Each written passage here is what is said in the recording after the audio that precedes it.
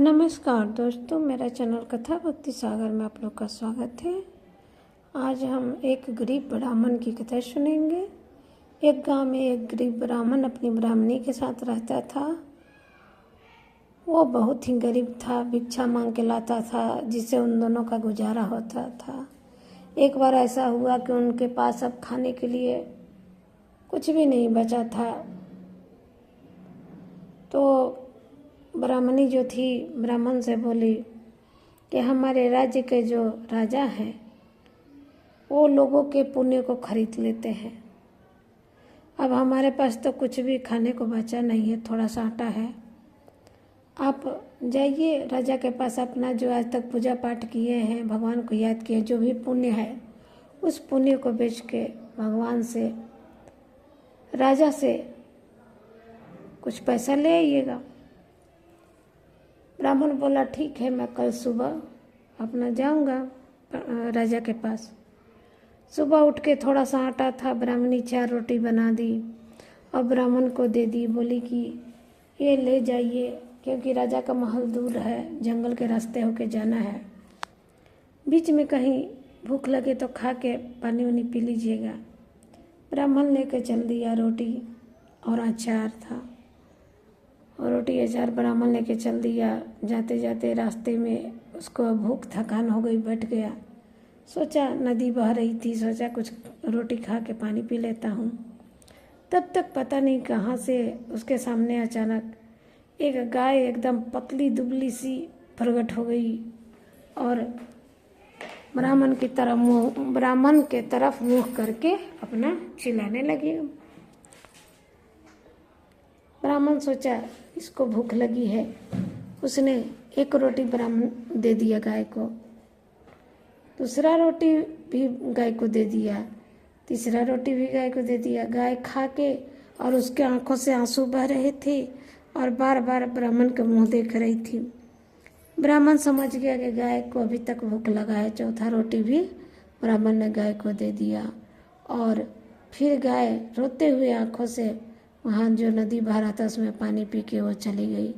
अब ब्राह्मण क्या करे, ब्राह्मण को भी भूख लगा था, लेकिन उसने थोड़ा सा जो अचार था उसको ही खा के और पानी पी के राजा के दरबार में गया। जब राजा के दरबार में गया तो वहाँ उसने कहा राजा जी से कि राजा जी, मैं अपने पुण्य को आपके पास बेचने आया हूँ, क्योंकि मैं बहुत गरीब हूँ। मैं अब मतलब दाने दाने को तरस रहा हूँ। मेरे पुण्य को आप खरीद लीजिए, जिससे हमें कुछ दिनों का गुजारा हो जाए। जो राजा की पत्नी थी, जो रानी थी, वो बहुत पतिव्रता स्त्री थी, बहुत ही ज़्यादा पूजा पाठ करती थी। वो बहुत सब कुछ मतलब अपने ध्यान से जान लेती थी। वो जान गई कि ये जो पंडित है आज मतलब गाय को, भूखे गाय को अपना रोटी दे के अपने खुद भूखे रहा था और अपने गाय को 4 रोटी दे दिया और खुद भूखे रह गया, अभी तक भूखा ही है। तो उसने कहा, राजा से कहा कि आप इनके पुण्य को खरीद लीजिए। तो राजा ने कहा कि ठीक है, मैं खरीद लूँगा पुण्य। अब राजा ने अपनी पत्नी से पूछा कि तुम बताओ इसके किस पुण्य को हम खरीदें। उसने पंडित जी से भी पूछा कि पंडित जी बताइए आप कौन सा पुण्य बेचने आए हैं, जैसे मतलब एकादशी व्रत का पुण्य, मतलब बहुत तरह का होता है इस तरह से। तो रानी ने कहा कि इनके उस पुण्य को खरीदिए जो अभी कुछ देर पहले खुद भूखा रह के और एक गाय को जो भूखी थी उनको 4 रोटी, अपना 4 रोटी दे के उसको खिला दिए, उसको तृप्त कर दिए, उस पुण्य को आप खरीदें। राजा रानी की हर बात मानते थे, बोले ठीक है खरीदते हैं।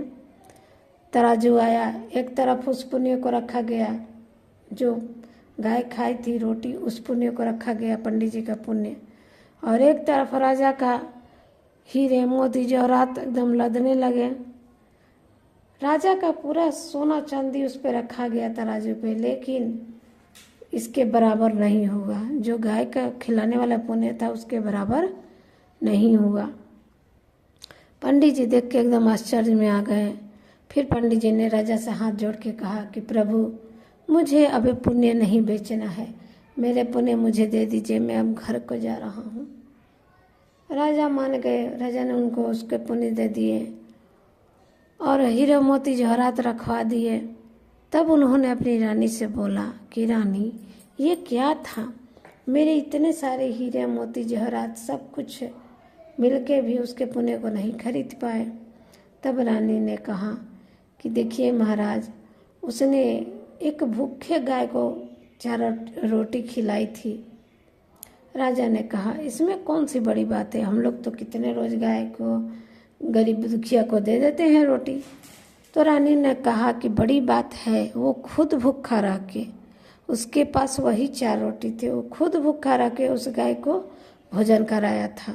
हम लोग तो भरा हुआ पेट किसी को दान दे दे, कुछ भी दान दे दे, कोई उस पुण्य नहीं होता है। लेकिन पुण्य तो तब है कि जो खुद आप अपने पर कष्ट लेके दूसरे के मदद करे, दूसरे को सुख दे, तब न वो पुण्य कहलाया। खुद भूखे रह के दूसरे को पेट भरे, तब ये पुण्य कहलाया। तो इस तरह से